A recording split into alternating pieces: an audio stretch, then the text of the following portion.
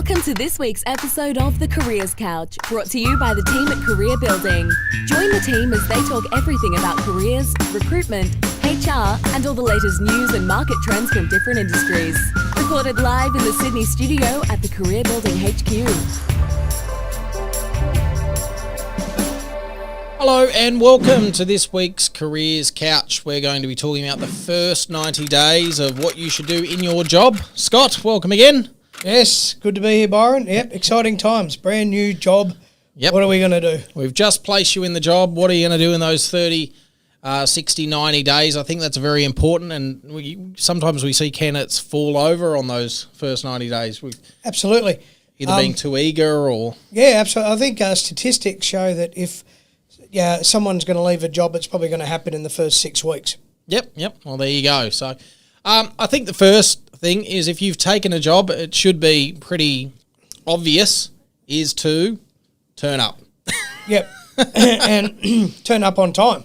Yes. Absolutely. I mean, only last month I had a candidate who was late on his very first day of work and turned into a bit of a run-in with the boss, and guess what? He didn't stay around for too much longer. Yes, I think we spoke about that in another video about preparing for an interview, and we spoke about proper preparation prevents piss poor performance.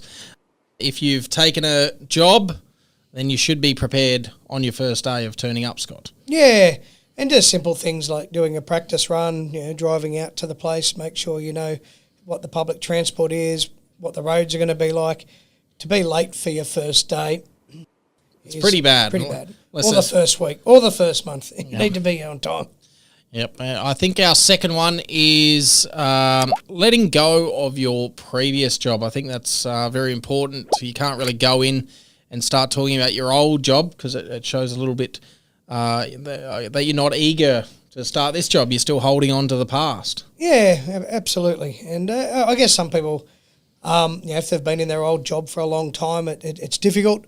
I know when I left a job, I used to make mistakes. I'd say, I'd pick up the phone and quote the old company I used to work for, not the new one. So it can happen. I think that is a pretty common thing in sales, especially if you've been doing it for a while. Yeah, you're just into your routine. But I think if you're talking about your old job and your old this and your old colleagues and your old boss, you're not really making any new connections. Yeah, absolutely. And I guess sometimes people bring you on because they want to get your ideas from where you used to work at, but you don't want to hang on too much and be saying, but this is what we used to do at our other place. Yes. Unless it's constructive and people want to hear about it. Yeah, that's right. And I think with that, you should learn the way that they do business as well, which is another one. Learn what they do and how they do business. Because your way might not be the way that they do things and why their business is successful. Yeah, absolutely. Every team's got different dynamics and I guess even teams within a business might behave differently. Your job in the first 90 days is to find out how they behave, what's acceptable, what's not. Do they tell jokes? What's a banter like? What's a culture like?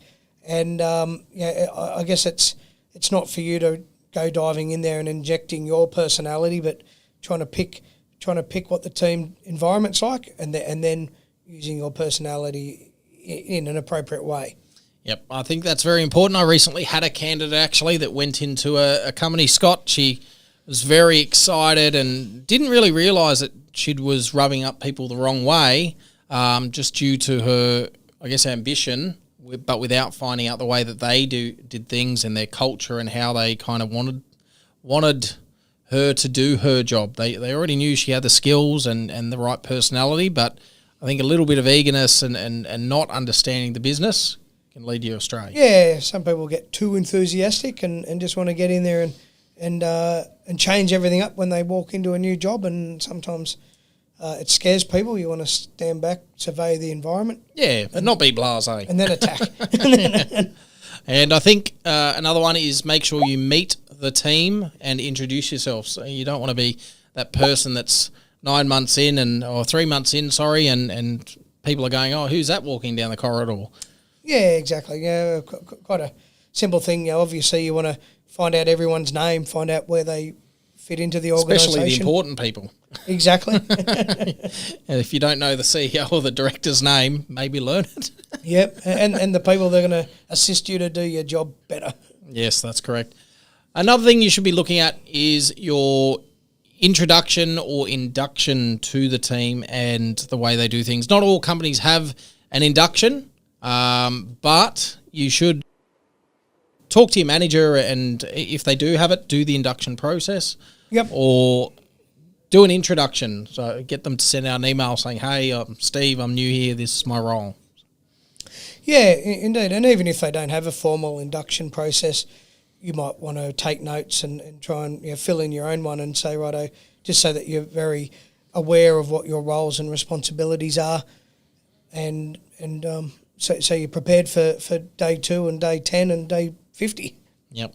I think that's another thing where some candidates might fall over is they get to the new job, they're thrown in the deep end, and they don't really get the plan from their manager. They just expect, what are we doing? So they get a little bit lost, and probably they're on the job hunt in 90 days again. Yeah. But it's imperative that you get a plan for what the manager or the business wants from you. Indeed, especially in the construction industry, a lot of the builders are notorious for not having formal induction.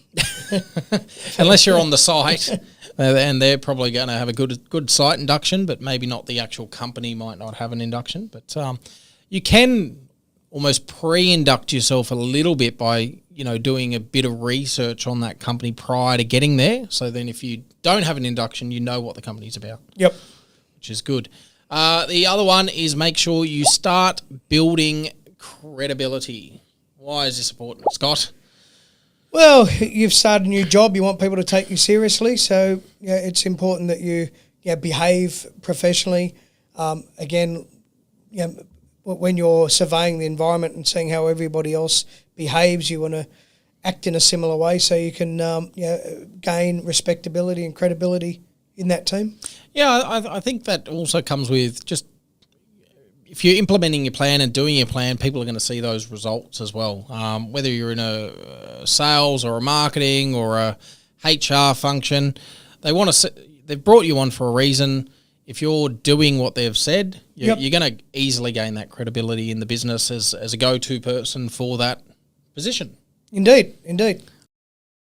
And one that's overlooked, and we've spoken about this on our Building Your Personal Brand Careers Couch in the past, is being proactive in updating your social profiles. So like LinkedIn or things like that, most people forget to turn off the open to new opportunities tab. Yep, that's important. You don't want your new employer thinking you're looking for a new job in week 1.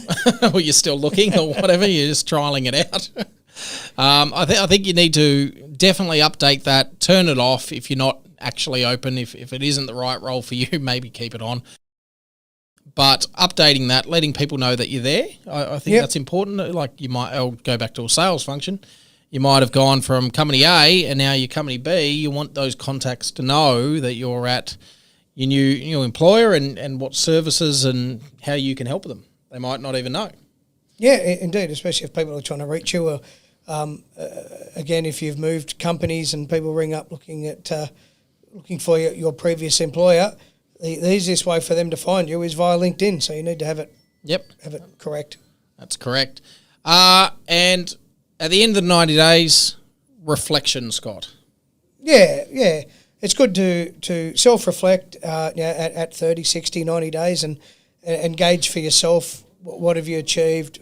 Has the job delivered what you're expecting it to? Have you given what you were thinking you were going to offer the job? I think that's important. The 3-month period is quite often too when traditionally people used to do a review and decide whether they're going to keep you. That's probably now out to 6 months, but it's not uncommon for there to be 3 monthly reviews, and you should be reviewing them and they should be reviewing you. Yeah, I think that's important. 90 days is a good start. It's only a quarter of the business year, so it's not that long into a role, but it will give you a gauge. Is this the right role for me? Have I performed? Has the role been oversold? Yeah.